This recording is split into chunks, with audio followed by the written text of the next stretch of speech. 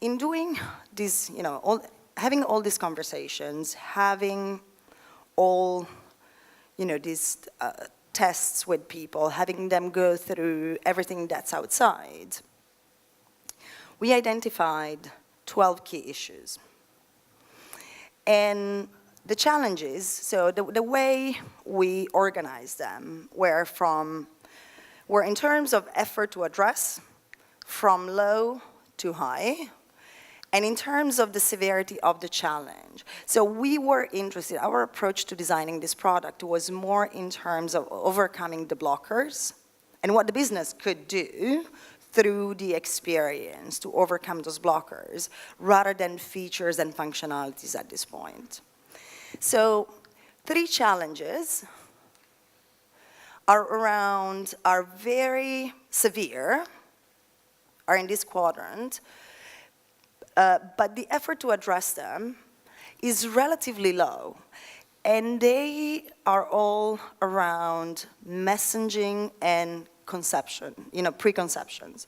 So people need to know that investing is a safe activity, it's not gambling. I mean, people that have some sort of financial savvy, they understand that the market goes up and down. Generally what happens when you open an investment account, for the first month, you watch the market like a hawk. You log on every day and you start freaking out every time you see a dip. And then you realize that this is a long game, and it's okay. You may want to rebalance, you may want to do things, but it's okay, it's a long game.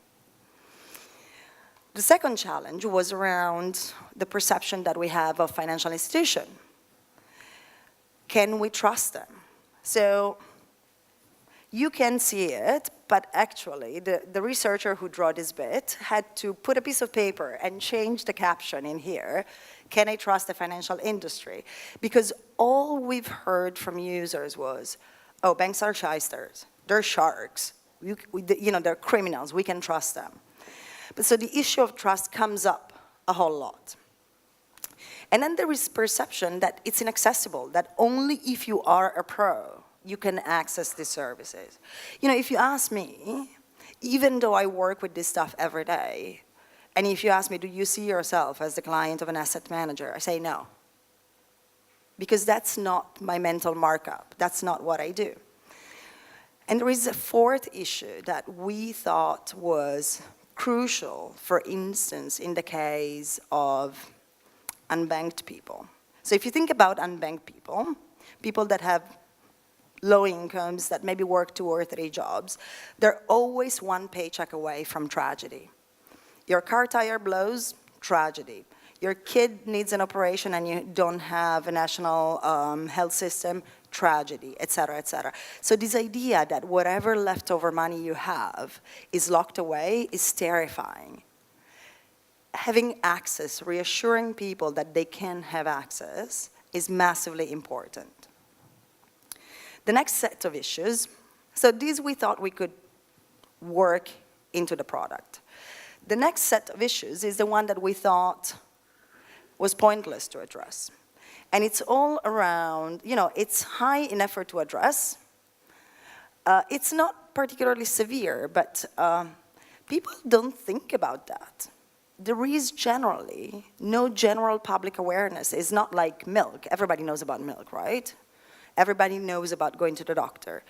Thinking about investment, it's not something that you think about, especially if you're young. You just, unless your parents tell you, you don't know.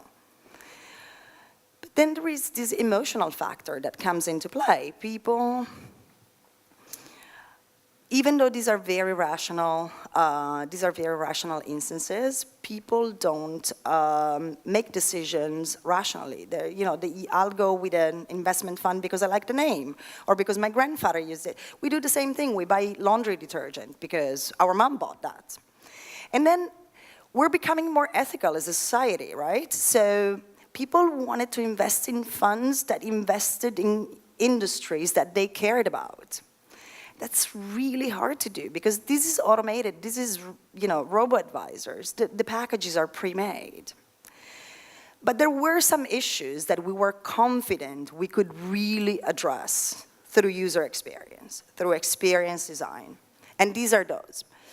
So people need to understand why it's valuable for them. What's in it for me? What's the prize for my future self? People tend to take the middle road, right? Sorry. So people tend to take the middle road. You know, it's good enough. It's an attitude that we have. So how do we make sure that even if people think it's good enough, it's really excellent? Again, people need this familiarity, and people, most importantly, don't want to feel stupid. So the messaging, the relatability of the product was fantastically important. And then again, understanding how it works. So we created for these 3 groups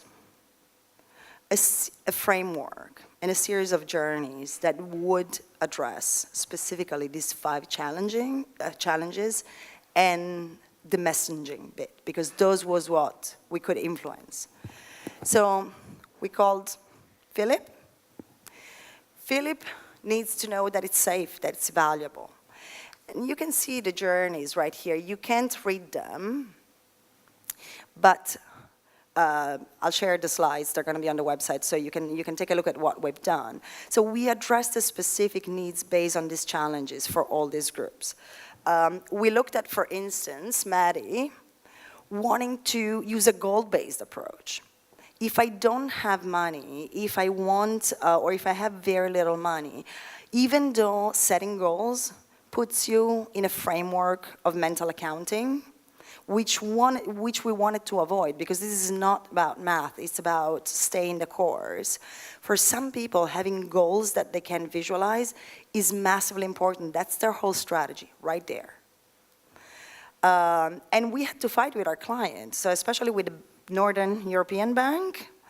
They were going on and on and on about how the goals weren't important, how it was the algorithm that mattered, and people would understand the algorithm. People don't understand the algorithm. Even if you're good at math, understanding how that works is really a lot of trouble. And Sam wanted it to be efficient.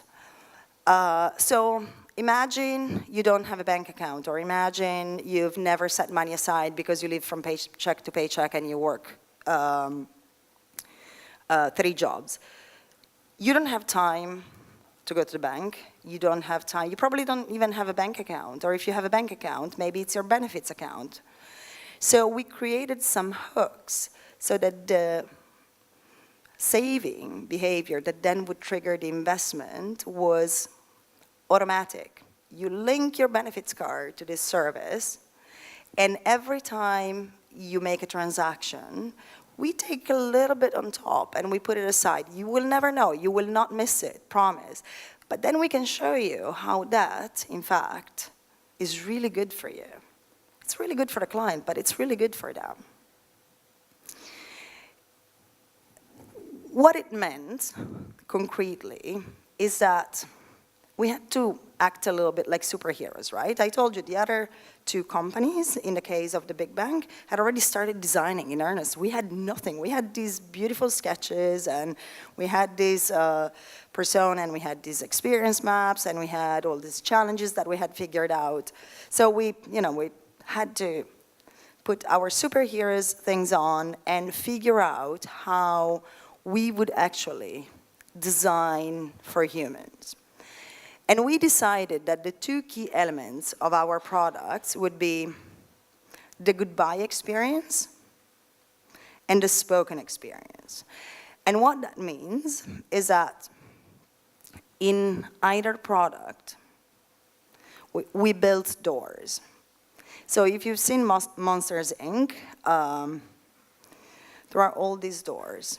And this little girl gets drawn into the monsters world, and then she has a really hard time coming back in. We didn't want our clients' users to feel like that girls. We wanted to make sure to let them know that it was safe to leave. Sorry, I'm losing bits. That it was safe to leave and then come back.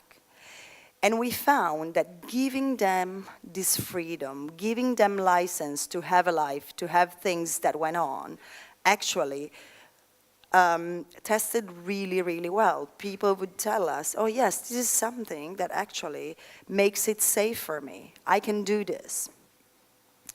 And then there was the issue of language. So my background is in languages, and I learned a thing that became massively important in these projects. The language we speak, the primary language that we speak, has an incredible influence on our perception of our future selves. So there is something called FTR, future tense relationship, and fundamentally, languages that have a strong FTR, like English, where you have, I will do this. It's very clear that it's the future. Don't save as much as languages, as people who speak primarily languages with a very low future tense relationship. So if you take China, in this example, in Chinese, you don't say, I will buy a house. In Chinese, you say, I buy house. And it's the rest of the sentence that gives you the context as to the timeline. So because there is no future, there is almost no differentiation in language between future and present, that disconnect between future self and present self is not erased, but it's diminished. And so how would we do that? So for Northern Europe, this is a client that wanted to expand through, all of Europe, where languages have different FTRs. In South Africa, same thing, right? There's English, there's Afrikaans, there are all the various dialects. We hire linguists to help us with the wording. Our experience was much more in the communication than it was necessarily in the interactions. Clearly, we thought about that. We thought about design. We thought about all sorts of things. But the language was the most important thing, and these exit doors that we provided to our clients.